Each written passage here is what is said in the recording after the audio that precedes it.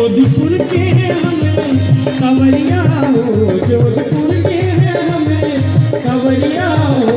बजे कण कण में प्रेम बांसुरिया, बजे कण कण में प्रेम बांसुरिया, बजे कण कण में प्रेम बांसुरिया, बजे कण कण में प्रेम बांसुरिया।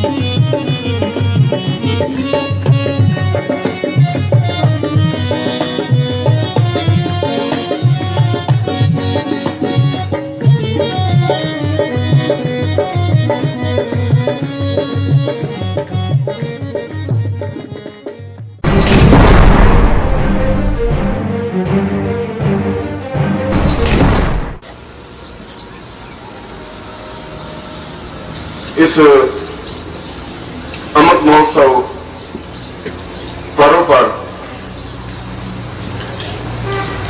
आप लोगों ने मुझे आमंत्रित करके और जो भारतीय परंपरा का निर्वाह किया है, जिस प्रकार से आपने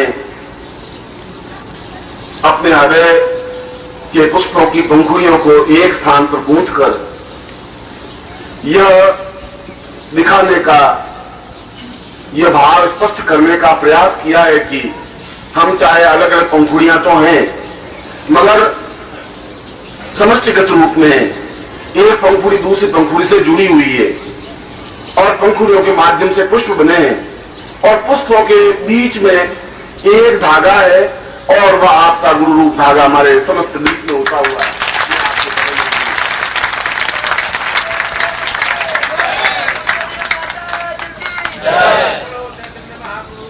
और जब आप मुझे पुष्पहार से सम्मानित कर रहे थे तो यह सम्मान आपका स्वयं का सम्मान था, आपके प्राणों का सम्मान था।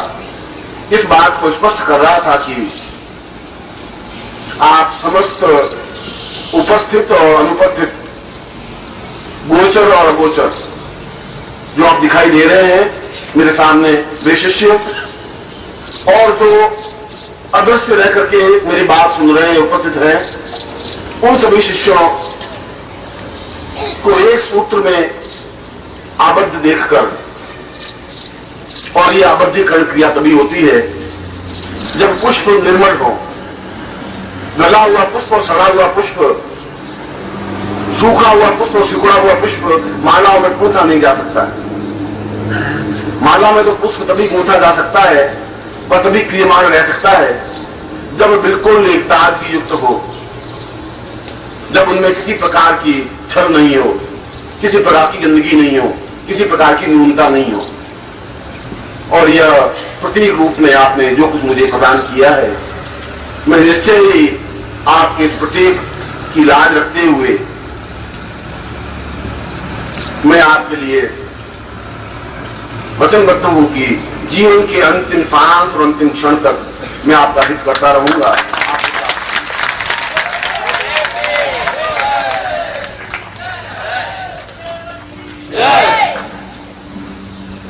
मेरे जीवन का चिंतन कुछ और है और जीवन के प्रारंभ से लगा करके आज तक का जीवन में अपने धज के साथ, अपने तरीके से व्यतीत किया है। और यदि कहा जाए कि अपना परिचय मुझे देना पड़े तो कई रूपों में मेरा परिचय आपके सामने उपस्थित है। मुझे भारत का बहुत अच्छा ज्योतिषी भी कहते हैं, बहुत अच्छा लेखक भी कहते हैं, कवि रूप में भी कहा जाता है, उपन्यास रूप में भी कहा गया है, संगीत रूप में भी कहा गया है, तांत्रिक रूप में भी कहा गया है, मांत्रिक रूप में भी कहा गया है, योगी के रूप में भी कहा गया है, सन्यासी के रूप में भी कहा गया है, और गुरु के रूप में भी मैं आपके सामने उपस्थित हूं। ये सभी रूप मेरे हैं और इन सभी रूपों को मैंने पूर्णता के साथ जिया है। किसी रूप में किसी प्रकार की न्यूनता नहीं रखी। जिस समय ज्योतिष का भविष्य बिल्कुल भारत में था ही नहीं, ज्योतिष को एक माहौल बना दिया गया था, ज्योतिष की कोई पुस्तक तक नहीं थी, पंचांग को देखना तक नहीं आता था, तब मैंने सबसे पहले पुस्तकें और जनसाधारण और छोटी छोटी पुस्तकें और कम से कम मूल्य में पुस्तकें लिख करके उस परंपरा को जीवित रखने का प्रयास किया। और जिस समय और आज ज्योतिष के माध्यम से शायद लाखों व्यक्ति अपना जीविकोपार्जन तो कर ही रहे हैं, मगर उस ज्योतिष विद्या को मैंने समाप्त नहीं होने दी। और जो तंत्र के नाम से लोग घबराते थे और भयभीत होते थे, और जो तांत्रिक अपने आप में अत्यंत विधर्मी और अधर्मी से खड़े हो गए थे, उन पर मैंने प्रहार भी किया, अपने प्राणों की बिना चिंता किए। इस बात की चिंता मैंने नहीं की कि ये मेरे साथ कितना और कैसा सलूक कर सकते हैं, और उन्होंने मेरे ऊपर प्रहार करने में कोई कसर भी नहीं रखी। और मुझे इस बात की चिंता नहीं थी कि मेरे ऊपर प्रहार हो, मगर वे प्रहार मेरी पत्नी पर भी कर रहे थे, मेरे पुत्र भी कर रहे थे, मेरे पौत्र पर भी कर रहे थे, मेरे बहुओं पर भी कर रहे थे। मगर मेरा एक दृश्य लक्ष्य था कि इस तंत्र में भी मुझे शुद्धता और परिष्कृता देनी है, और मैंने दी। और उस रूप में उस तंत्र को पहुंचाया जहां अपने आप में तंत्र एक पूर्णता और श्रेष्ठता के साथ खिला हुआ आज विश्व में है, और आने वाला युग इस बात की स्वीकार करेगा।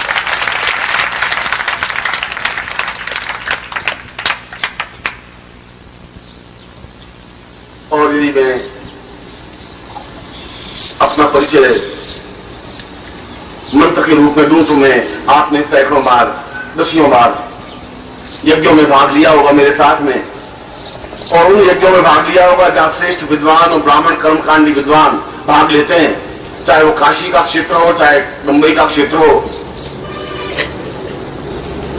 और वे जो उच्चारण अगर कर्मकांड का करते थे तो मैं भी उन्हीं के स्वर से ज्यादा श्रेष्ठ शुद्ध स्वर से मैं मंत्रों का उच्चारण उनके सामने यज्ञों के उन यजुर्वेद के मंत्रों के साथ उच्चारित करता था, और मौन बना हुआ नहीं था।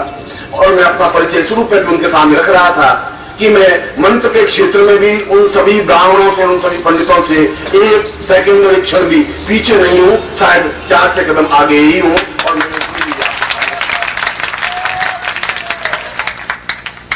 मैंने अपने प्रवचन में कहा था कि जब यजुर्वेद के पहले ही श्लोक में कहा गया है कि यह यजुर्वेद 2443 मंत्रों से संग्रहित यजुर्वेद है, तो मैं पंडितों से पूछ रहा हूं कि 2443 मंत्रों में से 2000 मंत्र ही यजुर्वेद में है, तो 443 मंत्र कहां चले गए? वे कौन से मंत्र हैं? उनका उत्तर पंडितों के पास नहीं है। और जो काशी के पंडितों इकट्ठे होकर के और काशी में यज्ञ करना अपने आप में कितना दुखदायी होता है, इसका अनुभव मैंने इस बार किया। इसलिए कि वे अहम से अपने आप में अत्यंत पूरित हैं, बने हुए हैं। और मैं इससे पहले भी 50 बार उस काशी को देख चुका हूं, और वो एक ही बार बाएं चढ़ाए हुए 10 लोगों का ग्रुप एकदम आता कि हम शास्त्र पाठ करना चाहते हैं। मैंने कहा मैं शास्त्र पाठ करने के लिए तैयार हूं। कभी निर्मोही के पास आते कि बस यज्ञ तो हम करने देंगे नहीं, हमने यहाँ यज्ञ करपात्री जी को नहीं करने दिया, ये नारद सिंह तो क्या चीज है। इन्हीं शब्दों में उन्होंने उस यज्ञ के पहले ही घोषणा कर दी। यहाँ पर दूसरे गुरु आए तो गंगा के उस पार जाके यज्ञ कर सके, काशी के बीच में हमने यज्ञ नहीं करने दिया उनको, हम करने देंगे ही नहीं। हम तब करने देंगे जब वो शास्त्रार्थ करें, हमारे साथ वाद विवाद करें, हमारे साथ हमने जो प्रश्न करें उन प्रश्नों का उत्तर दें। और मैं गया तो निर्मोही बहुत घबराया हुआ, विचलित, और निर्मोही ने कहा कि यहाँ तो यज्ञ करने ही नहीं देंगे, बहुत समस्या पैदा हो रही है। समस्या इस बात की नहीं पैदा हो रही कोई किसी प्रकार की डिफिकल्टी है। समस्या ये है कि एक ग्रुप नहीं है, 4 ग्रुप, 6 ग्रुप और 10 ग्रुप, 10 15 पंडित इकट्ठे होकर आ रहे हैं, शास्त्रार्थ करेंगे। मैंने कहा तुम उनको सभी ग्रुपों में से एक एक व्यक्ति को ले आओ और मैं उनसे 2-4 मिनट बात करना चाहता हूं। और वे शास्त्रार्थ 1 दिन या 10 दिन या 21 दिन या महीने भर करना चाहे तो महीने भर तक बराबर शास्त्रार्थ करूंगा। यज्ञ तो काशी के बीच में ही करूंगा, गांधी के साथ नहीं करूंगा।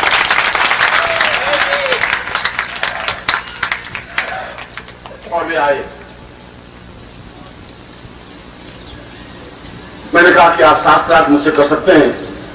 मैं जब यहां आया ही हूं यज्ञ करने के लिए तो मैं पूर्ण उद्घोष के साथ और पूर्ण यजुर्वेद मंत्रों के साथ और पूर्ण कर्मकांड विधान के साथ यज्ञ कार्य संपन्न करूंगा। यज्ञ तो मैं करके जाऊंगा ही, उसको तो आप मुझे रोक नहीं सकते। न ताकत से रोक सकते हैं न शक्ति से रोक सकते हैं।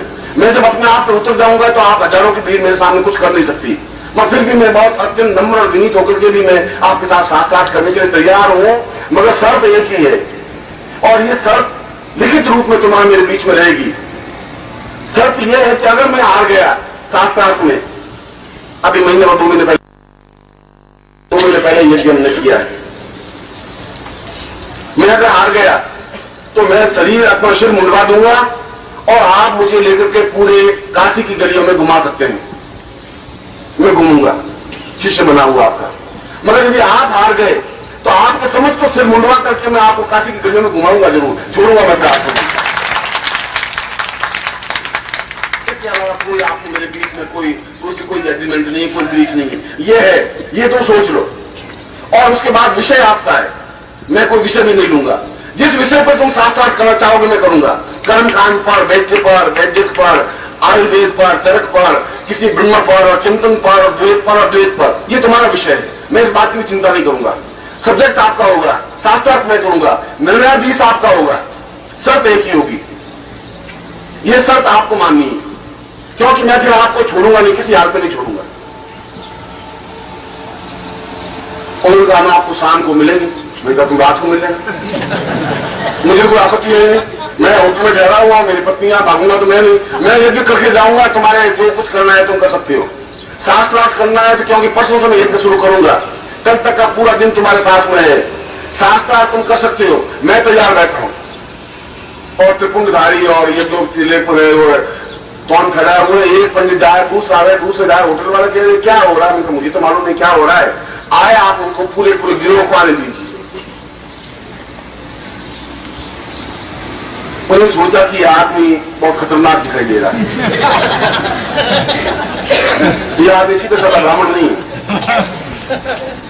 क्योंकि अगर मान लो ये हार भी गया और घुमा भी दिया तो कोई बात नहीं, क्योंकि हम हार गए तो काशी में रोटी खाने वाले मुश्किल हो जाएगा। निर्मोही वहां पर बड़ा विचलित, इधर से उधर घूमे, उधर से उधर घूमे, उसको समझा। मैं तो बेकार समझा रहा है, ये यूं समझेंगे नहीं। इनके सामने सीधा एग्रीमेंट यहाँ लिखते पूरा बोर्ड पर, मैं तैयार हूं, विषय इनका, सब्जेक्ट इनका, चैलेंज इनको। क्योंकि वो तो एक ही बात की, यहाँ कृपा की जो करने दिए ही नहीं, मैंने नहीं करने दिया। कृपा जी नहीं कर सके तो मेरे साथ साथ मैं नहीं कह सकता कर सके या नहीं कर सके, ये उनकी नम्रता थी या विशेषता थी। मैं इस पॉइंट पर नहीं जा रहा हूं, मैं तो तैयार हूं और मैं करके जाऊंगा। यदि के उन कुंडों पर भी और प्रधान कुंड में भी अगर गलती होगी तो आप जैसा भी चाहेंगे उनकी गलती निकालना। मैं खुद कुंड बनाऊंगा, मैं खुद आहुतियां दिलवाऊंगा, मैं खुद आहुतियां दूंगा। जिस क्षेत्र में जिस स्तर पर जाना चाहो मैं तो तैयार। पत्नी ने कहा क्यों लड़ाई झगड़ा मोड़ रहे हो, ब्राह्मणों से लड़ाई झगड़ा लेने से क्या फायदा है, पाप लगेगा। मैं पाप इनको भी लग रहा है, मैं भी ब्राह्मण हूँ तो मैं हूँ नहीं। अब ब्राह्मण से लड़ाई झगड़ा मोड़ लेने से सारा पाप लगेगा तो पाप गंगा में जाके धो लेंगे। पर इनको तो एक बार समझाना जरूरी होगा, ऐसा तो होगा नहीं, यहाँ आए बाकी दूर तो जाएंगे नहीं।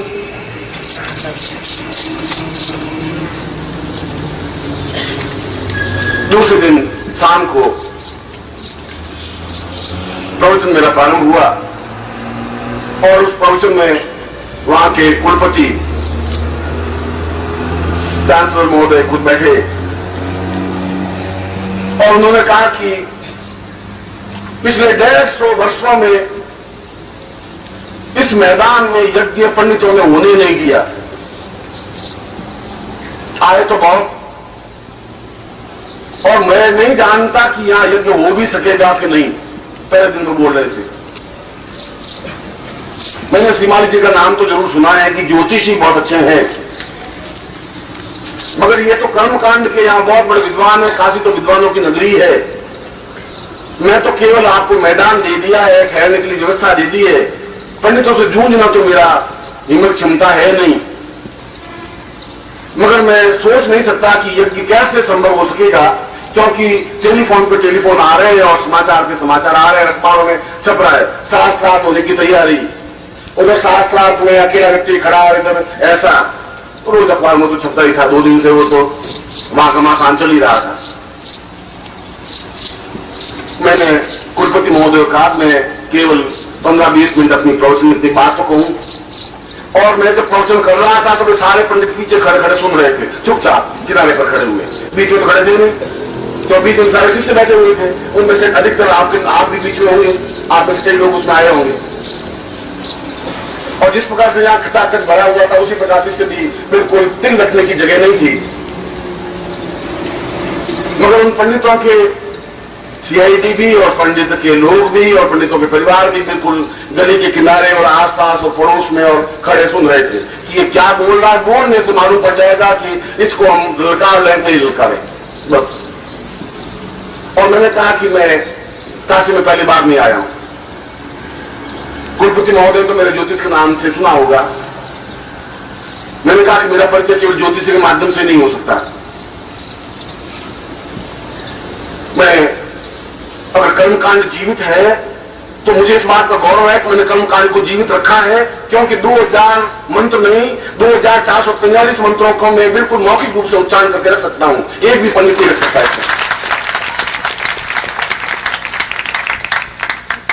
और यजुर्वेद का या तो पहला मंत्र गलत है, तो वो जीतवाम बाल वसदेवो वसलताम प्राजित मंत्र गलत है कि उसमें मंत्र कहा है कि मैं इस यजुर्वेद में 2443 मंत्रों को संग्रहित कर रहा हूं, या इनके पास पुस्तकें हैं, उस पुस्तकों में 2000 मंत्र हैं, वे 443 मंत्र मुझे सुना देंगे या फिर मैं सुना दूं, या ये मुझे चैलेंज करे या मैं उनको चैलेंज कर रहा हूं। मैंने कहा तुम चुप करके जो सुन रहे हो आपको सामने आपको सुनने की हिम्मत रखनी चाहिए। मैं उन्हीं मंत्रों के माध्यम से, जिन मंत्रों का तुम उच्चारण नहीं कर सको, तुम उन मंत्रों के माध्यम से आहुतियां दिलवाऊंगा, और जिन मंत्रों को आप जानते हैं उन मंत्रों के माध्यम से भी आहुतियां दिलवाऊंगा। आहुतियां तो दूंगा ही। और मैं उस खेत और जेतवे मंत्र का, उससे पहले का जो मंत्र था, यदि आपने रुद्राभिषेक कभी किया हो तो रुद्राभिषेक या लघु रुद्री, उसमें ओम गणानान्त्वा गणपति से स्टार्ट होता है। मगर ये तो मंत्र प्रारंभ मंत्र नहीं है। आज जो लोगों से ये गोमती आ रही है या जो ये रुद्री है, रुद्राभिषेक है, वहां तो इस मंत्र से शुरू कर दिया है गणानान्त्वा। ये प्रारंभ मंत्र, उससे तो पहले का मंत्र और है, ओम महाचंदा प्रमाचंदा प्रतिमा चंदो शिवाय चंदा, वो मंत्र ही रुकता है। अब वो मंत्र नहीं है तो दूसरा मंत्र है जो गणानान्त्वा गणपति को है। मैंने कहा ये जितने से पहले का मंत्र मैं उसको उच्चारण कर रहा हूं, और 18 पेज का मंत्र एक सांस में बोल रहा हूं। उनमें से जो असली कोई ब्राह्मण हो मेरे सामने आए, इस मंत्र को वापस उच्चारण कर दे, मैं शिष्य बनने को तैयार हूं।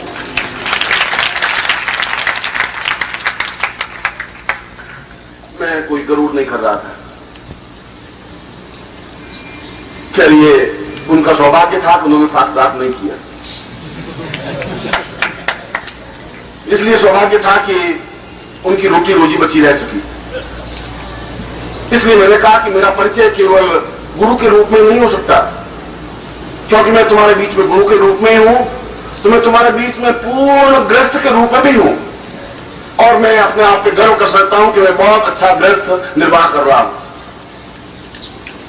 50 वर्षों में शादी के 55 वर्षों में भी जाकर के एक बार भी मतभेद होने की गुंजाइश नहीं रही। पति पत्नी के बीच लड़ाई झगड़ा तो बहुत लंबी चौड़ी बात है। इसलिए मैंने अपनी बात का प्रारंभ इस रूप में किया कि मेरा परिचय केवल ज्योतिषी या कर्मकांडी या मंत्र या तांत्रिक क्षेत्र में या आयुर्वेद के क्षेत्र के रूप से ही नहीं किया जा सकता। मेरा रूप से और मूल रूप से अगर मेरा कोई परिचय दिया जाए तो एक शब्द से परिचय दिया जा सकता है कि मैं जन्म से लगा करके आज तक विद्रोही रहा हूं, और ये मेरा सबसे बड़ा परिचय है। जहां पर भी गड़बड़ हुई है वहां मैंने चैलेंज दिया है, और उस चैलेंज को मैंने उठाया है। उन्हीं काशी के पंडितों ने आज से 30 साल पहले मुझे लाठियों से पीट करके गंगा की नदी में फेंक दिया गया था, और मैं सन्यासी था। क्योंकि मैं ललकार रहा था तुम मंत्र शुद्ध बोल रहे हो, और वे शास्त्रार्थ तो कर नहीं पा रहे थे, पीता जरूर, और एक अकेला व्यक्ति 50 आदमियों के गिरोह में पिट सकता है। मैं दूसरे दिन मैं वापिस उस शरीर पर पट्टियां बांधे उसी मंच पर खड़ा था। वापस मैं कह रहा है पीट करके तुम मुझे बंद नहीं कर सकते मेरा मुंह। मैं अगर बोलूंगा तो मैं 2 टूक बात तुम्हें जोड़ के कहूंगा कि तुम ब्राह्मण के पुत्र हो, तो तुम्हें ब्राह्मण तुम्हें होना चाहिए, क्षमता होनी चाहिए, तुम्हें जागृति होनी चाहिए, तुम्हें चेतना होनी चाहिए, मंत्र का शुद्ध स्पष्ट उच्चारण होना चाहिए, और अगर वो नहीं है तो तुम ब्राह्मण होने के काबिल नहीं हो, शूद्र हो, उससे गए बीते हो। और ये बात बहुत कड़वी थी और उन पंडितों को बात चुभने वाली थी।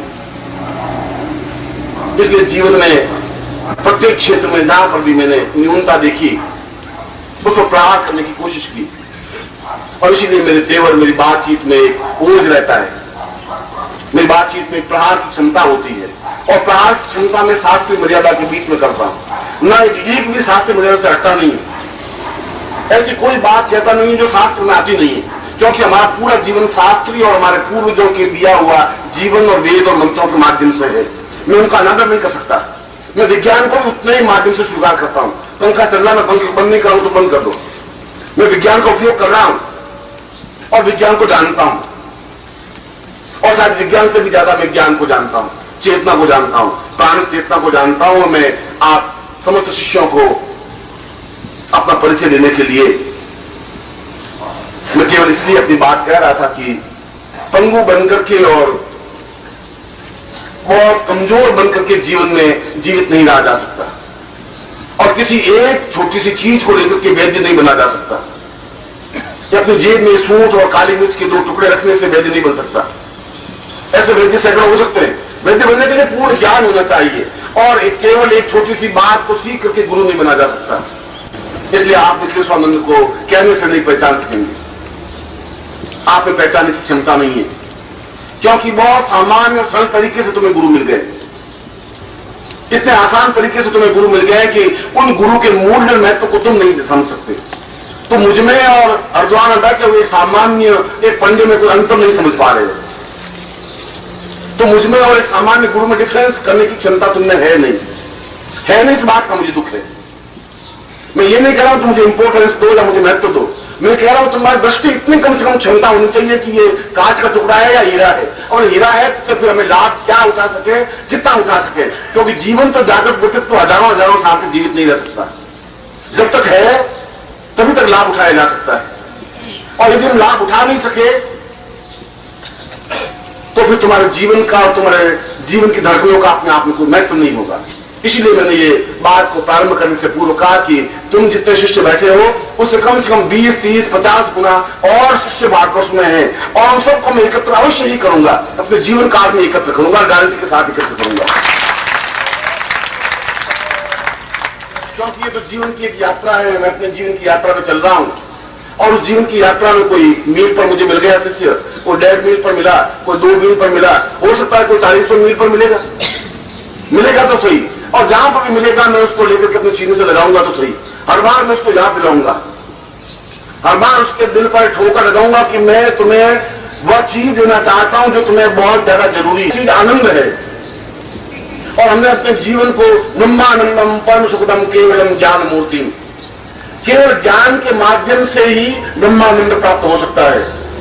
द्वंद्वातीतम, जिसमें कोई भय है ही नहीं, जिसमें चिंता नहीं रह सकती, जिसमें कोई समस्या नहीं रह सकती, जिसमें शरीर मृत्यु को प्राप्त हो ही नहीं सकता। शास्त्र बिल्कुल 2 टूक कह रहा है, तुम नहीं मर सकते, संभव नहीं है, तुम्हारी मृत्यु होनी, कोई मृत्यु तुम्हारे बीच में खड़ी हो नहीं सकती, मगर तुम्हारे पास आनंद रूपी हथियार होना चाहिए, आनंद होना चाहिए, एक क्षमता होनी चाहिए, तुम्हारे चित्त में समस्त महान व्यक्तित्व होना चाहिए, और वह है मतलब तुम उस मानसरोवर किनारे खड़ा किया है, क्योंकि मैंने उस मानसरोवर में सैकड़ों बार डुबकी लगाई है, मैं उस समुद्र में छलांग लगाई है। मैंने अभी उदाहरण दिया कि जब मैंने नहीं सूखी तो घर वाले मेरे से परेशान, माँ परेशान, बाप परेशान, भाई परेशान, मेरे चाचा परेशान, घर वाले कहे तुम पागल है, तू ये जो ज्योतिष का काम मैं सिखा दूंगा, तुमने घर रोटी खाई, क्या तकलीफ, ये सन्यासी बनने की क्या दुख है। और मैं समझ रहा था कि इससे जीवन नहीं चल सकता, इस जीवन का मकसद इसलिए मेरा जन्म हुआ ही नहीं। ऐसे में घिसा पिटा ब्राह्मण बनकर के जिंदा नहीं रहना चाहता। मैं जिंदा रहूंगा तो अपने तेवर के साथ जिंदा रहूंगा, अंत खत्म हो जाऊंगा। और हुआ भी। हुआ यह कि 8, 9, 10 साल में घर में नहीं पहुंचा, न कोई पत्र मिला, न घर में समाचार मिला, तो पिताजी बहुत दुखी, बहुत व्यथित। तो मैं फिर उस नाता जोड़ा तो फिर मैं दुखी विचलित हो जाऊंगा। फिर पिताजी कहे तेरी पत्नी बहुत सीरियस है, तू जल्दी आ। फिर वही घटना घटेगी। और जब 10 साल घर में नहीं गया तो पिताजी ने सोचा कि लड़का तो खत्म हो गया होगा। इतने हिंसक उसमें बसें थी नहीं, कोई ट्रेनें थी नहीं, इतनी बद्रीनाथ जाने के लिए बस तो सीधी पहुंच रही थी। उन जंगलों को बिल्कुल पगडंडियों को पार करते हुए जहां पग पग पर हिंसक पशु थे, और उन गुफाओं में जाकर के वो साधु रहते थे जैसे जंगली जानवर रहते हैं, वहां पे जाना और उनसे ज्ञान प्राप्त करना कोई आसान काम नहीं था। और उन्होंने 8-9 साल बाद मेरा श्राद्ध कर दिया कि लड़का जीवित है ही नहीं, हो ही नहीं सकता, संभव नहीं। इसलिए मृत्यु को तो मैंने बहुत निकटता से देखा है। मृत्यु से मुझे भयभीत है ही नहीं।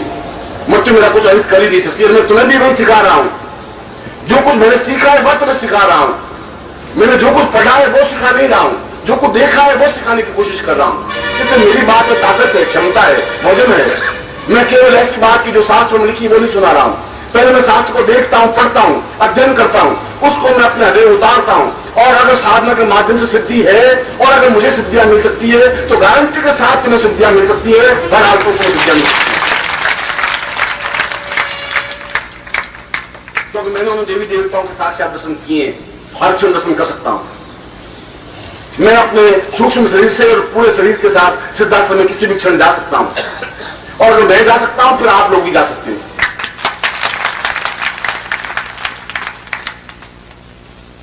मगर जा सकते हो और ले जाने में अंतर है। इसलिए मेरा पहला प्रारंभिक परिचय मैंने एक नए ढंग से दिया, और पहली बार दिया।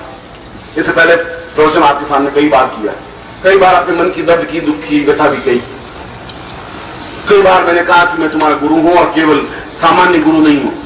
जो तुम चीज मेरे पास लेके आते हो कि लड़की की शादी नहीं हुई और मेरे पास पैसा नहीं आया, मैं वह एक तो तुम्हारे परिवार का एक मुखिया हूं, और उस दृष्टि से तुम्हारा कहने का फर्ज है।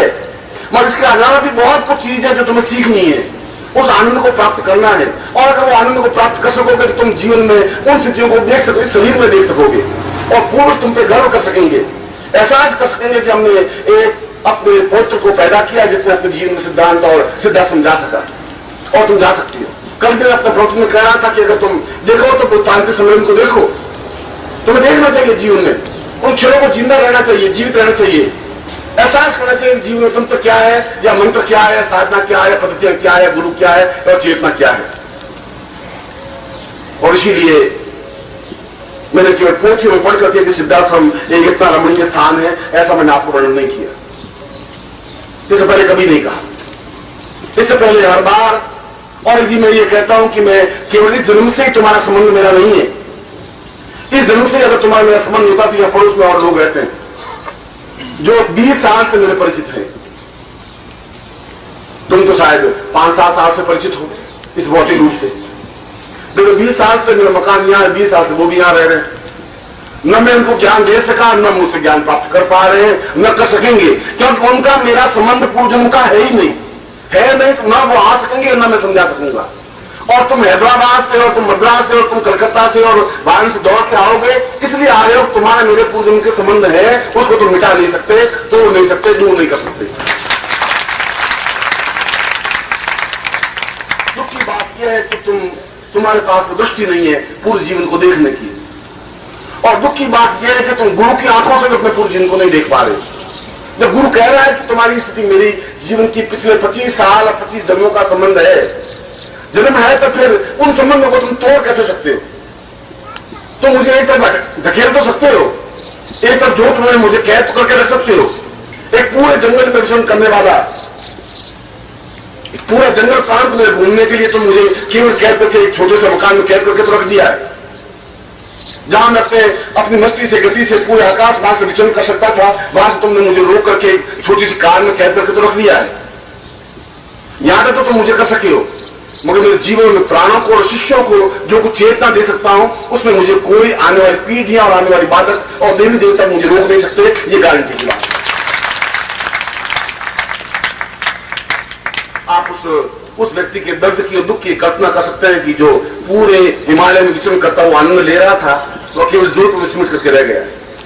आप कल्पना करते हैं वो कितना दुखी होगा। जो आकाश मार्ग से एक स्थान से दूसरे स्थान में जाने में उसको कुछ क्षण नहीं लगते थे, वो एक छोटी सी कार में सिमट करके रह गया। और तुम समझ रहे हो कि गुरुजी बहुत संपन्न और बहुत सुखी है। ये मेरे जीवन का जहां अगर भौतिक सुख है वो बहुत न्यूनता की स्थिति में खड़ा हुआ। ये मेरे लिए कोई साधन नहीं है, तुच्छ है, इसका कोई महत्व मूल्य मेरे जीवन में नहीं है। मैंने उनको महत्व दिया ही नहीं है। मैं तो ये दिखा देना चाहता था, मैं दिखा देना चाहता था कि गुरु संपन्न हो सकता है, दरिद्री गुरु नहीं हो सकता। और दरिद्री गुरु का शिष्य बनने से ज्यादा दुर्भाग्य जीवन में कुछ नहीं हो सकता। मैं तुम्हें कल प्रेम की परिभाषा भी सिखा रहा था। मैं तुम्हें समझा रहा था संपन्न होना भी जीवन का एक आवश्यक तत्व है। जीवन में कार भी होनी चाहिए, पत्नी भी होनी चाहिए, पुत्र भी होने चाहिए, बंधु बांधव होने चाहिए, समुद्र रिश्तेदार होने चाहिए, मगर साथ ही साथ जीवन में विद्याएं भी होनी चाहिए, जीवन में सुख भी होना चाहिए, जीवन में गुरु भी होना चाहिए। और तुम्हारा सौभाग्य है कि तुम दौड़ करके कभी भी गुरु के पास पहुंच सकते हो। और मुझे गुरु ने धकेल करके उन लोगों के बीच में खड़ा कर दिया है जिनको 20 बार समझाता हूँ, 30 बार फिर मुझे गाली मिल जाती है, फिर मेरी आलोचना मिल जाती है। फिर कहते हैं गुरु जी ये नहीं, ऐसा नहीं, ऐसा होगा, आपने गुरु जी ऐसा नहीं किया, ऐसा किया। तुम्हारे चित्त पर से वो मलिनता जब तक दूर नहीं होगी और तब तक मैं तुम्हारे साक्षी भाव में बीच में खड़ा हूं। और इसीलिए अमृत महोत्सव पर्व पर मैं तुम्हें अपना संदेश, अपने जीवन का संदेश, अपनी चेतना का संदेश देने के लिए बुलाया है और इस बात को समझाने के लिए बुलाया है कि तुम्हें एक क्षण भी खोने की जरूरत नहीं है। इसलिए खोने की जरूरत नहीं है, तुमने अपने जीवन का बहुत बड़ा हिस्सा पार कर लिया है। तुमने जिंदगी के 40 साल पार कर लिए, 45 साल पार कर लिए, 50 साल पार कर लिए, सफेद बाल हो गए तुम्हारे शरीर पर झुर्रियां होने लग गई हैं, तुम्हारे पैरों में शिथिलता आने लग गई है, तुम्हारे चाल में लड़खड़ाहट आने लग गई है, ऐसी स्थिति आने लग गई है। अब तुम्हारे बहुत समय बाकी नहीं है तुम्हारे पास, मगर फिर भी मैं तुम्हें उस जगह पर भी मिल रहा हूं और मैं तुम्हें समझा रहा हूं कि उस रास्ते पर जाने से तुम्हें जीवन में आनंद नहीं मिल सकेगा। एक छोटे चांदी के कुछ टुकड़े मिल सकेंगे, कागज के टुकड़े मिल सकेंगे, उसके माध्यम से कुछ हो नहीं सकता, उसके माध्यम से जीवन में आनंद का उपयोग नहीं हो सकता। और संस्था को बनने के पीछे भी मेरा मकसद और सिद्धांत यही था। ये संस्था कोई मुझे रोटी रोजी का साधन नहीं है। रोटी रोजी का साधन तो मेरी ज्योतिष की किताबों से रॉयल्टी को 23,000 रुपये हर महीना आती है। मैं कुछ भी नहीं कहूँ, आता नहीं रहूं, तब भी मुझे 23,000 रुपये मिल जाएंगे। और मैं 2 रुपये जेब में डाल करके पूरा बात घूमूं तो 2 रुपये मेरे खर्च होते नहीं।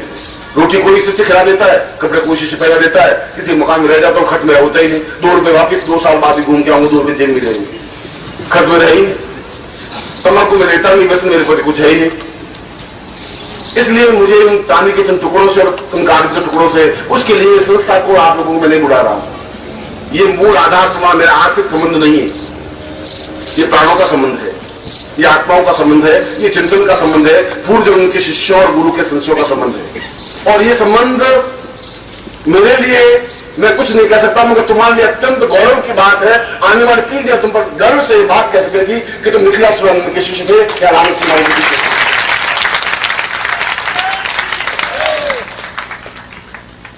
और अगर तुम्हें भरोसा नहीं हो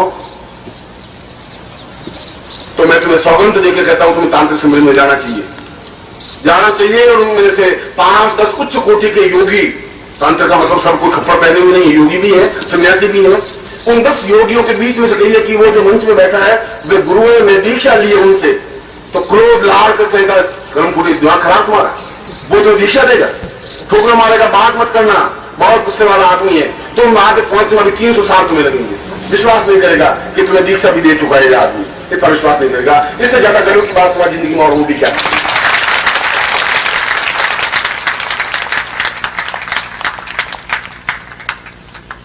और यदि उनको विश्वास हो गया, यदि मैं तुम्हें आवाज दी कि तुम मेरे शिष्य हो, मैं तुम्हें दीक्षा दी है, ये गृह शिष्य है मेरा, तो शायद मेरे चरण स्पर्श तो बाद में करेंगे, पहले चरण स्पर्श आप करेंगे। ऐसे करेंगे कि जरूर इनमें कोई विशेषता है कि निखिलेश्वरानंद ने इनको शिष्य बनाया, कोई बात बहुत ऊंची चीज है, दिखाई नहीं दे रही, समझ में नहीं आ रही, मगर उसके पीछे मेरा मतलब इस जीवन का नहीं था। तुम्हें दीक्षा देने का मतलब इस जीवन से संबंध होने की वजह से नहीं है। पिछले जीवन का तुम्हारा मेरा हिसाब बकाया है, उससे पिछले जीवन का भी तुम्हारा मेरा लेखा जोखा बाकी है। 25 जन्मों का लेखा जोखा बाकी है। 25 जन्मों में किसी जन्म में, चाहे 24वें जन्म में, चाहे 22वें जन्म में, चाहे 21वें जन्म में, मैं तुम्हें बताया कि एक दिन संकेत में तुम्हें समझाया था कि कृष्ण ने जन्म लेने के बाद पूरे 2500 साल तक उसने गर्भ चुना नहीं, क्योंकि उस आत्मा में क्षमता है कि वो कौन से गर्भ में जन्म ले, कब जन्म ले। आप में क्षमता नहीं है। आप मृत्यु को प्राप्त होंगे 2 मिनट बाद आपको किसी न किसी गर्भ में जाना ही पड़ेगा। जो भी उसमें गर्भ जागृत होगा आपको गर्भ में जन्म लेना पड़ेगा। चंडाल का गर्भ हो सकता है, ब्राह्मण का गर्भ हो सकता है, गरीब का गर्भ हो सकता है, दरिद्र का गर्भ हो सकता है। तुम्हें क्षमता नहीं तुम रुक सको, क्योंकि तुमने प्राणों को जागृत नहीं किया है। और जिनके प्राण तब तो जागृत है वो मरने के बाद भी शरीर समाप्त हो जाता है, तभी इंतजार कर सकता है अच्छे से अच्छे उत्तम कोटि के गर्भ की, और उस गर्भ में जन्म ले सकता है। और 2500 वर्षों बाद वापस बुद्ध के रूप में जन्म लिया, बड़ी स्थितियां बनाई, और उस बुद्धत्व को पूरे हिंदू और पूरे भारतवर्ष में तो बुद्ध धर्म फैल गया। मगर उसने एक चेतना, एक ज्ञान की गरिमा दी, ध्यान की प्रक्रिया दी,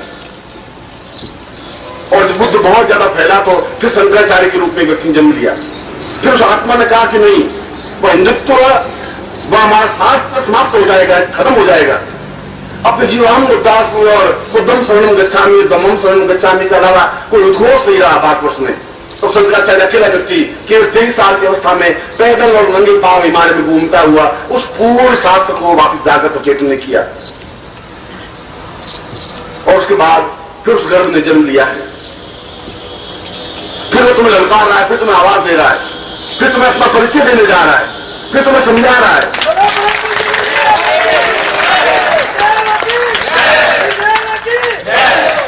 हो सकता है कि ऐसी बात जिसने भी कही है उसने गालियां खाई है, कृष्ण ने भी खाई है, बुद्ध ने भी खाई है, शंकराचार्य ने भी खाई है, बहुत गालियां खाई है, बहुत राखियां खाई है, बहुत आलोचनाएं सही है। इतने जहर उन्होंने किए जिंदगी में कि आम आदमी इतना जहर पी नहीं सकता। और मुझे मालूम है ऐसा कहने के पीछे मुझे गालियां और आलोचनाओं का कुछ मिलेगा नहीं, पर मिलेगा नहीं, मगर मुझे कहने की क्षमता जरूर है।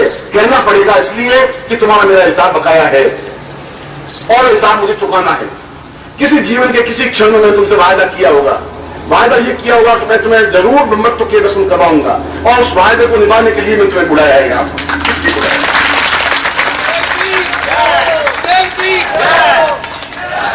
और तब तक बुलाता रहूंगा जब तक तुम पूर्ण रूप से ब्रह्मत्व को प्राप्त नहीं कर लोगे। मैंने पिछले प्रवचन में भी साफ कहा था, मैं अकेला सिद्धाश्रम जाना भी नहीं चाहता। सिद्धाश्रम मेरे लिए कोई बहुत महान घटना नहीं बनी हुई है, उन योगियों के लिए बहुत महान अद्वितीय चीज होगी। मैंने सिद्धाश्रम को बहुत एक सामान्य घटना मेरी जिंदगी में बनाकर रखी है कि मैं जिस क्षण जाऊं, जिस रूप में जाऊं, सिद्धाश्रम को बदल सकता हूं, बदला हूं, उसके सारी परिवर्तन प्रक्रिया को बदला है। क्योंकि वहां भी उसी तेवर के साथ मैं जिंदा रहा हूं, वहां पर ऐसा लुंज पुंज में जिंदा नहीं रह सकता, मैं मरा हुआ जिंदा नहीं रह सकता। ऐसा जो आम सन्यासी और आम योगी 20-20 साल से आगे मन किए, मंत्र जाप करे ब्रह्म, ऐसा मैं नहीं कर सकता। मेरे लिए बस की बात नहीं। मैं खिलखिलाहट में जिंदा रखता हूँ, विश्वास मुस्कुराहट में भी जिंदा रखता हूँ। मैं रहूंगा तो अपने दर्द के साथ जिंदा रहूंगा। मैं कहूंगा तुम इस प्रकार 20 साल बैठे रहने से क्या होगा तुम्हारा, ये सिद्धाश्रम है ही नहीं। इससे तुम्हारा संसार बहुत ज्यादा अच्छा है। तुम सब कोठड़ियां तो बनी हुई है जहां आदमी बैठ सकता है, तो तुम कैसे आदमी ने, तो मैं जो कुछ हूं मैं 2 टूक कहने के लिए आया हूं। तुम्हें भी मैं 2 टूक कहूंगा, क्योंकि कहना मेरा धर्म है, कर्तव्य है, और मैंने बदला। गालियां भी मिली, आलोचना भी मिली, वो तो मिलेगी, वो मेरे साथ पैदा हुई। मैं मां के गर्भ से अकेला पैदा नहीं हुआ। बाधाएं, परेशानियां, अड़चनें, कठिनाइयां, 4-5 बहनें एक साथ मेरे पैदा हुई, और मैं बड़ा होता गया, वे मेरे साथ बड़ी होती गई। जब भी 2 मिनट बात आ जाए, आलोचना आ जाए, उसको उड़ना उड़ा के भेजूं तो समस्या आ जाए। और हमारे राजस्थान में रिवाज है कि बहन बेटी आवे तो ओढ़ना उड़ा करके वापस रवाना कर देना चाहिए, दूसरा रखता नहीं अपने पास। आती है सिर्फ आती है तो वो आई, बहुत अच्छा किया, मिल नहीं रही थी, 2-3 दिन हो गए, क्या कर रही थी, क्या हुआ, फिर मैं आ गई, ठीक है। कि भला में गाड़ी दे रहा था, मैं बहुत गाड़ी तो दे गई, गाड़ी से दे रहा, मैं सब लोग प्रहार करने की ताकत है। और मुझे बहुत ज्यादा खुशी है कि पहले मेरे आलोचक 2000 से 2500 हुए, क्योंकि मैं 500 लोगों को और प्रहार कर सका, उनके दिलों पर चोट कर सका, मैं समझा सका, थोड़ा जगा सका, थोड़ा चेतना दे सका। मुर्दा हूं नहीं, इसलिए मुर्दा रहने दूंगा नहीं। और तुम्हें भी इसीलिए उस जन्म में से, चाहे तुम शिष्याएं हो चाहे तुम शिष्य हो, तुम जुड़े हुए तो मुझसे ही हो, और मुझसे अलग तुम हो ही नहीं सकते। होने की प्रक्रिया तुम्हारा सही जबरदस्ती खींच करके कहीं भी तुम्हें ले जाकर पटक सकता है, पर तुम्हारी व्यवस्था है, मजबूरी है, मैं उसको रोक भी नहीं सकता। मगर शरीर को तुम खींच के ले जा सकते हो, प्राणों को और आत्मा को और मन को खींच के नहीं ले जा सकते। मन तो हर क्षण, दिल तो, हृदय तो मेरे पास तुम्हारा गिरवी है और उसको तुम ले जा सकते ही संभव नहीं तुम्हारे पास में, ऐसा हो नहीं। और इस बार भी वो आपका हृदय जो मेरे पास पिछले 20-22 जन्मों से पड़ा हुआ था, वो आवाज दे रहा था कि वायदे का क्या हुआ। और मैं सुन रहा था उन धड़कनों, 1 धड़कन, 4 धड़कन, 40 धड़कन, 100 धड़कन, 500 धड़कन। मैंने कहा वायदा निभाऊंगा, उससे पहले जाके सोऊंगा नहीं, उससे पहले उस बात को उनको समझाऊंगा। और इसलिए मैंने इस बात में ये कहा कि मैं तुम्हारी प्राण चेतना जागृत कर रहा हूं, इस बात में प्राणों में ले जाने की कोशिश कर रहा हूं, इस बार तुम्हें अंदर उतार रहा हूं जहां तुम अपने आप को पहचान सको, जहां तुम अपने ब्रह्मांड को देख सको, जहां तुम अपने गुरु के साक्षात दर्शन कर सको, उस निर्विश्वानंद को देख सको, उस संन्यास को देख सको, उस योगी को देख सको, उस पूरे सिद्धासन को देख सको। मैं वहां तक तुम्हें पहुंचाने की कोशिश कर रहा था। और निश्चय ही तुम्हारे जो कुछ बीज बोए मैंने इन 2-3 दिनों में, वे बेकार नहीं जा सकते, क्योंकि मैंने पूरी धरती को देख करके बीज बोए और प्रत्येक बीज अपने आप में पुष्ट बीज है। इस बात का मुझे गारंटी, भरोसा है। इस बात की एक खाद पानी बिल्कुल नहीं। और इसीलिए इस बार मैं समुद्र के किनारे तुम्हारे साथ खड़ा नहीं रहा, कूदा हूं और बीच मझधार में कूदा हूं, मगर इस बात का तुम्हें पूरा भरोसा, यकीन होना चाहिए कि कहीं पर मैं तुम्हारा हाथ इस जिंदगी में नहीं छोड़ूंगा, हर क्षण तुम्हारे हाथ के साथ।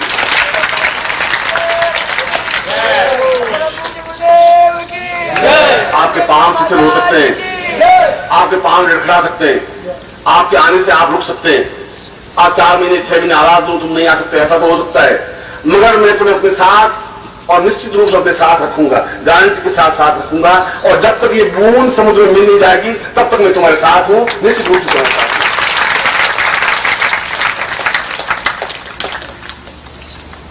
मैं समझ नहीं पा रहा हूं कि मैं अपने आनंद को किस रूप में व्यक्त करूं। तुम्हारे 3 दिन तुम्हारे साथ में रहा हूं और तुमसे ज्यादा आनंद मैंने तुम्हारे साथ प्राप्त किया है। और तुम्हें मालूम होना चाहिए कि मैं प्रत्येक क्षण को जिंदा रखता हूं।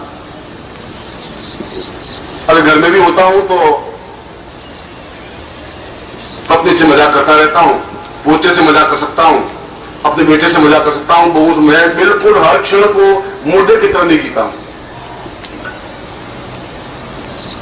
और हर क्षण उस चिंतन को, उस विचार को अपने सामने रखता हूं कि मेरा लक्ष्य ये शिष्य है। और मैं कहता हूं कि तुम्हारा इष्ट तो राम कृष्ण मंदिर में जाके तुम दर्शन करते होंगे, राम के दर्शन करते होंगे, हनुमान जी के दर्शन करते होंगे, बालाजी के दर्शन करते होंगे। मेरा इष्ट उनकी जरूरत है ही नहीं, मुझे उन इष्टों की जरूरत नहीं है। मेरे इष्ट मेरे शिष्य है और शिष्यों को मैं पूर्ण तक पहुंचा दूंगा जीवन का।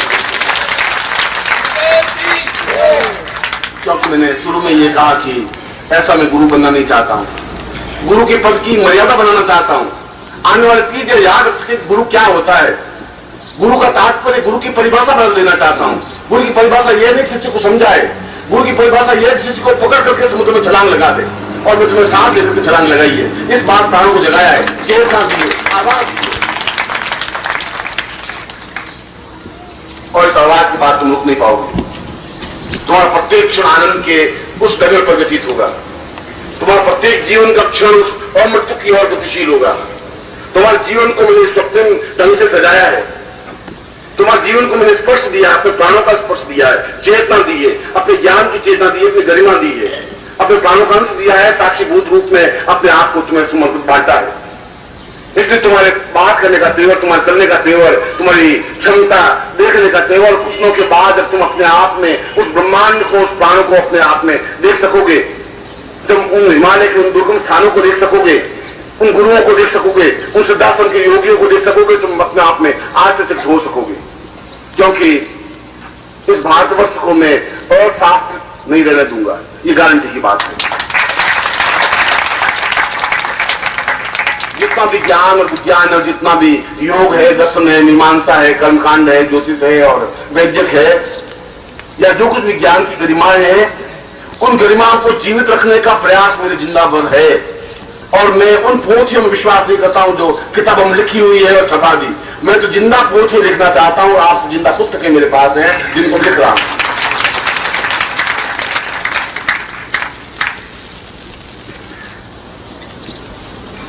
मैं तो केवल एक ही बात कह सकता हूं,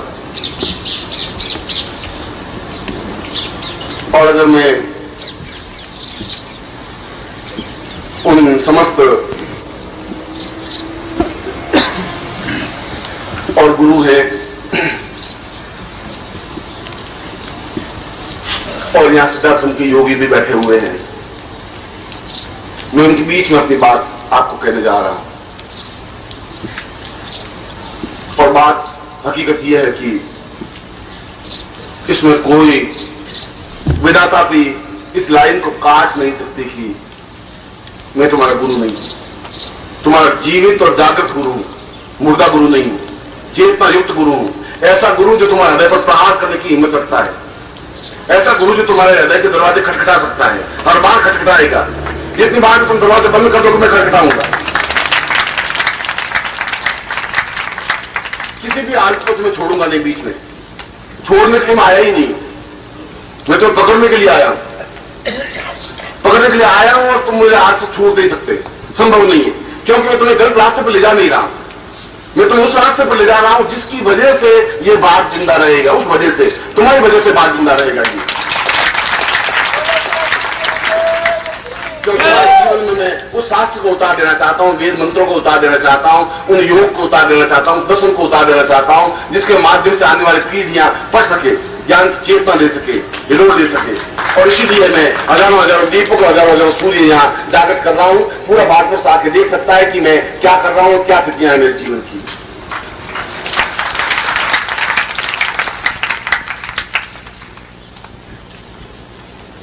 मगर अगर ये बात सही है तो ये बात भी सही है कि, और वो बात भी अगर मैंने अपने गुरुओं की साक्षी में बात कही है कि मेरे जीवन का निर्माण, मेरे जीवन का क्षण, प्रत्येक क्षण शिष्य के लिए समर्पित है। आप तो मुझे देने की कुछ हिम्मत रखते नहीं, मुझे इसकी जरूरत नहीं, मगर मेरे पास देने के लिए अतुलनीय भंडार जो खाली नहीं हो सकता।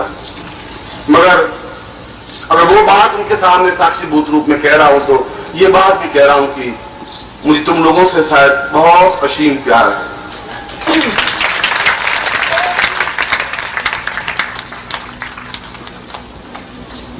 और ईमान से अगर मैं देवता को साक्षीभूत करके कहूं तो मैं हकीकत में तुम्हारे बिना बहुत उदास मुझा रखता।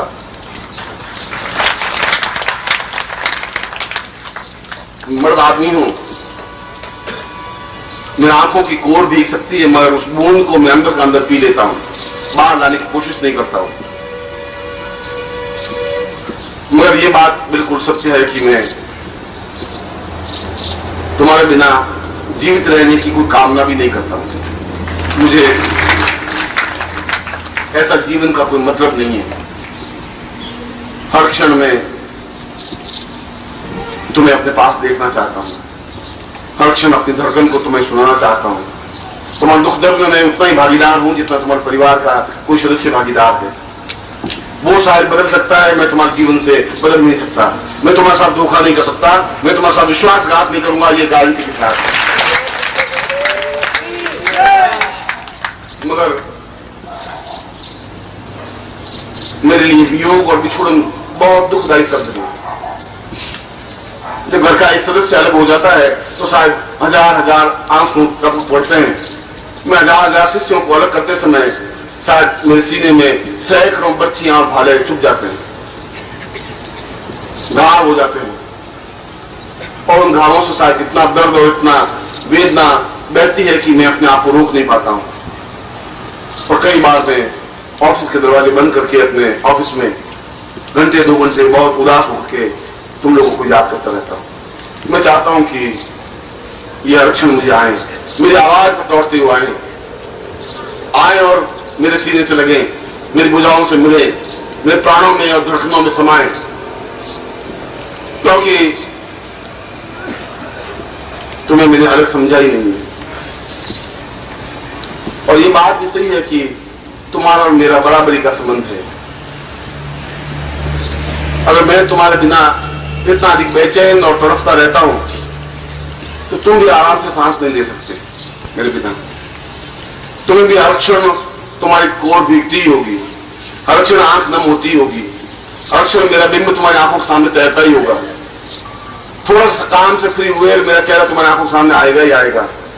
और रात को सोओगे और रात को सोते समय आंखें भीगेंगी और आंखों से आंसू बहेंगे तो सुबह उस तकिए को देख लेना मेरा चित्र बना हुआ होगा और कोई चित्र नहीं होगा। क्योंकि मैं तुम्हें निश्चल भाव से प्यार करता हूं और बहुत गहराई और आत्मीयता के साथ प्यार करता हूं।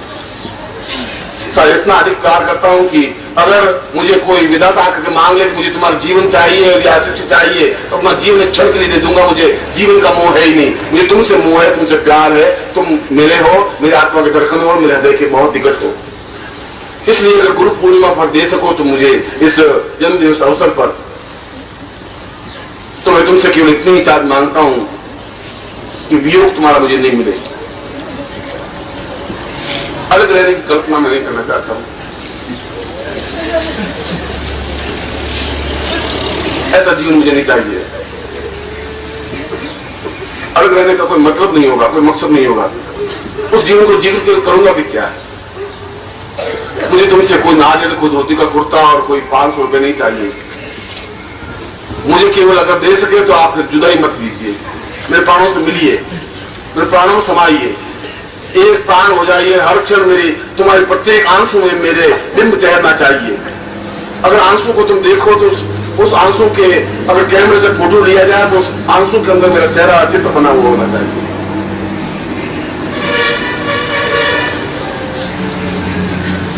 मैं आपके जीवन में और जीवन के प्रत्येक धड़कन में मैं तुम्हारे साथ मुस्कुराता भी हूँ, हंसता भी हूँ, हंसी मजाक भी करता हूँ। मगर तुम जिस प्रकार से आनंद में डुबो देता हूँ, केवल 4-6 घंटों के बीच में 4-6 घंटे तुम दुख और परेशानी से दुखी होकर तप्त होकर जल करके आते हो। तो आते हो तो पूरे जले हुए होते हो दुख और वेदनाओं से, अपने कष्टों से, अपनी बाधाओं से, अपनी परेशानियों से। जब तुम आते हो तो 4-6 घंटों के अंदर एकदम आनंद निश्चित हो जाते हो, आनंद उछलने लग जाते हो। हौस नहीं रहता तुम्हें अपने शरीर का। जरूर कहेंगे तुम्हारे मेरे संबंध है, ये संबंध तुम्हारे मेरे आनंद के संबंध है, आंसुओं के संबंध है, प्राणों के संबंध है, प्रेम के संबंध है।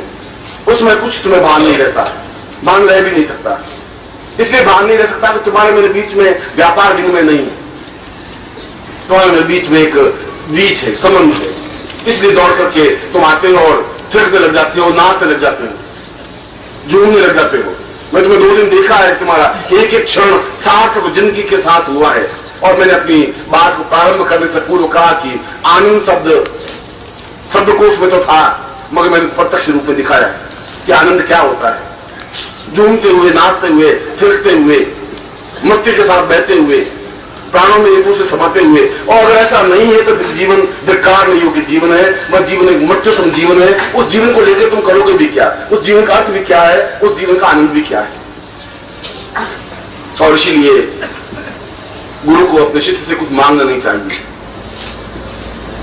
जो मांगता है वो गुरु नहीं बन सकता। और मुझे तुमसे कुछ चाहिए भी नहीं।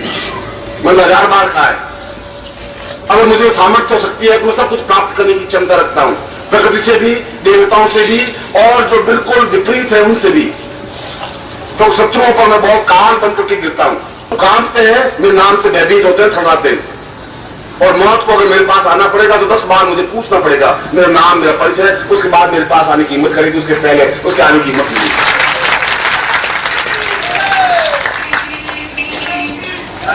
मैं कहीं पर भी टूटता नहीं हूं, कहीं पर भी विचलित नहीं होता हूं, कहीं पर भी मैं घबराता नहीं हूं। और बिल्कुल हृदय पर आकर के कहता हूं कि मैं तुम्हारे वियोग से, तुम्हारे बिछोड़ से बिल्कुल घबरा जाता हूं, बहुत विचलित हो जाता हूं। मैं अपने आंसुओं को रोक नहीं पाता हूं, मैं कायरता भी नहीं दिखा सकता, मैं ऐसा भी नहीं कह सकता कि तुम शायद नहीं जा पाओगे। मुझ जीवन में ऐसा दुख मत ले देना कि मैं तुम्हारे बिना जीने की कल्पना कर सकूं, ऐसा नहीं कर सकूंगा।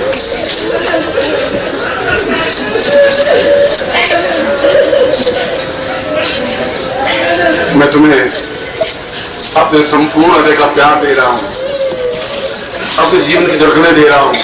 और तुम जितनी भी बहनें हो, बेटियां हो, जितने भी शिष्य हो, शिष्या हो, हर क्षण मैं तुम्हें देखना चाहता हूँ अपने पास, अपने प्राणों के पास, अपने हृदय के पास।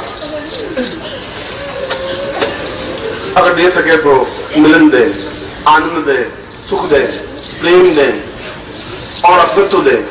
मैं तो ऐसे ही तुम लोगों से कामना करता हूँ और तुम्हारी सारी चिंताएं मुझे मिले, तुम्हारे सारे दुख को मैं अपने आप लूट लूंगा। तुम निश्चिंत तो निर्भीक हो, तुम्हें इस संसार में घबराने की जरूरत नहीं है। मैं तुम्हारा रखवाला हूँ, तुम्हारे जीवन का रखवाला हूँ, तुम्हारे प्राणों का रखवाला हूँ। हर क्षण तुम्हारे साथ में हूँ।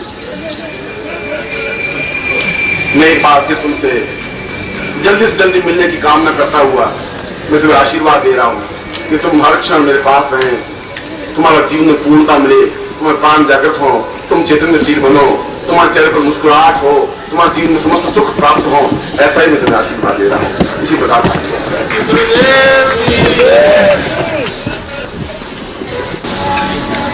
कर्पूर गौरम संसार सारम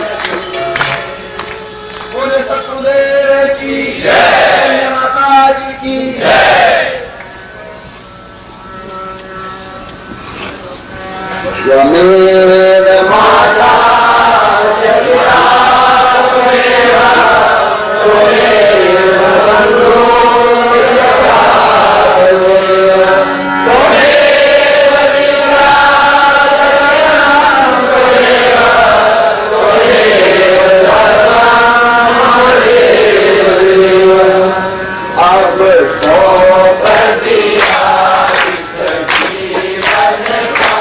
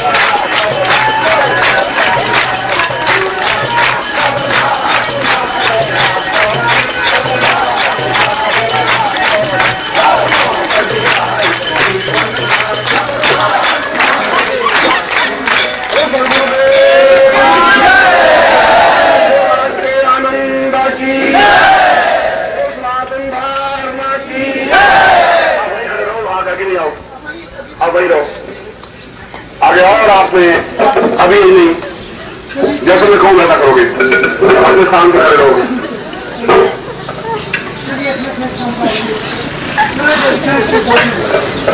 और ये जयकार जमीन पर खड़े हो तो नहीं बोली जाती, और तुम जमीन पर खड़े हो, मैं तुम्हें एक ही बात कह रहा हूँ, जमीन से 25 फीट ऊपर उछल करके जयकार बोली जाती है।